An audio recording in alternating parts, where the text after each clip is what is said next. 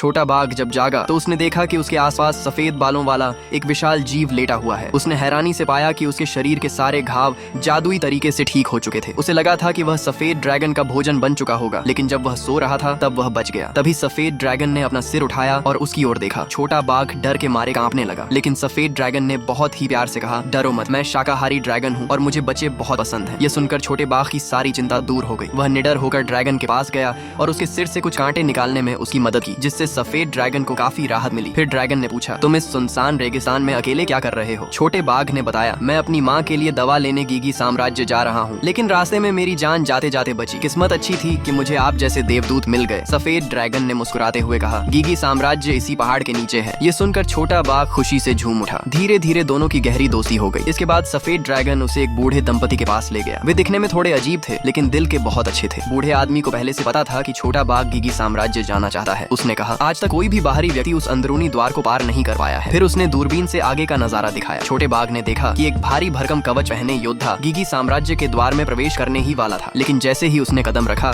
जमीन पर मौजूद पहरेदारों ने उसे पल भर में ढेर कर दिया। यह देखकर छोटे बाघ की उम्मीदें टूटने लगीं। सबको लगा कि अब वह डर कर वापस लौट जाएगा, लेकिन छोटा बाघ हार मानने वालों में से नहीं था। वह कांपते हुए उस रहस्यमयी द्वार की ओर बढ़ा। जमीन पर पड़े धुएं छोड़ते शरीर को देकर उसके कदम लड़खड़ा गए। फिर भी उसने आंखें बंद की और हिम्मत जुटाकर आगे बढ़ गया। अचानक तेज हवा का एक भयंकर झोंका आया। उसी पल पहरेदारों की आंखें सफेद रोशनी से चमकने लगीं। छोटे बाघ ने दांत भींचे और पूरी ताकत से अंदर की ओर दौड़ पड़ा। दो जादुई बिजली की किरणें उसके बेहद करीब से गुजर गईं। उसे लगा था कि बस द्वार पार करते ही वह गीगी साम्राज्य पहुंच जाएगा, लेकिन असली मुश्किलें तो अब शुरू हुई थीं। भीषण बर्फीला तूफान और तेज हवाएं उसकी हर कदम पर परीक्षा लेने लगी। थका हारा छोटा बाघ किसी तरह एक विशाल बर्फीले पहाड़ तक पहुंचा। चिकनी बर्फ की दीवार में उसने अपना बेहद बदहाल चेहरा देखा। लगातार आती मुश्किलों ने उस छोटे से बच्चे का हौसला तोड़ दिया था। फिर भी उसने आंखें बंद की और बर्फ की गुफा में प्रवेश कर गया। लेकिन अंदर पहुंचकर उसने देखा कि उसके सामने फिर वही रहस्यमयी दरवाजा खड़ा है। बिना सिर वाला पहरेदार बोला, चाहे तुम इस रास्ते पर 100 बार चलो, फिर भी इस द्वार के अंदर कभी प्रवेश नहीं कर पाओगे। ये सुनकर छोटा बाघ पूरी तरह टूट गया। वह जोर जोर से रोने लगा और अपनी माँ के पास वापस जाने के लिए दौड़ पड़ा। तभी संकट की घड़ी में उड़ने वाला छोटा सफेद ड्रैगन फिर उसके पास आ गया। छोटा बाघ उसकी पीठ पर सवार हो गया और दोनों आसमान में उड़ चले। उन्होंने ऊंचे ऊंचे पहाड़ पार किए और विशाल समुद्रों को भी लांघ लिया। अब दिव्य ड्रैगन उसके साथ था, इसलिए छोटे बाघ का आत्मविश्वास फिर लौट आया, लेकिन उसकी खुशी ज्यादा देर टिक नहीं पाई। अचानक आसमान में घने काले बादल छा गए। असल में वह शूमियाओ नाम का एक भयानक दानव था। उसकी अपार जादुई शक्ति ने छोटे बाघ को हवा में उछाल दिया। वह हवा में सैकड़ों बार पलटा खाता हुआ कहीं दूर जा गिरा। कुछ मिनट बाद किसी तरह जिंदा बचा छोटा बाघ समुद्र किनारे होश में आया, लेकिन उसका प्यारा सफेद ड्रैगन कहीं दिखाई नहीं दे रहा था। उसने बहुत देर तक उसे ढूंढा, मगर उसका कोई पता नहीं चला। आखिरकार वह एक उजड़े हुए खंडहर में पहुंचा। पूरी तरह निराश और बेबस होकर वह एक चट्टान पर लेट गया और किसी चमत्कार का इंतजार करने लगा।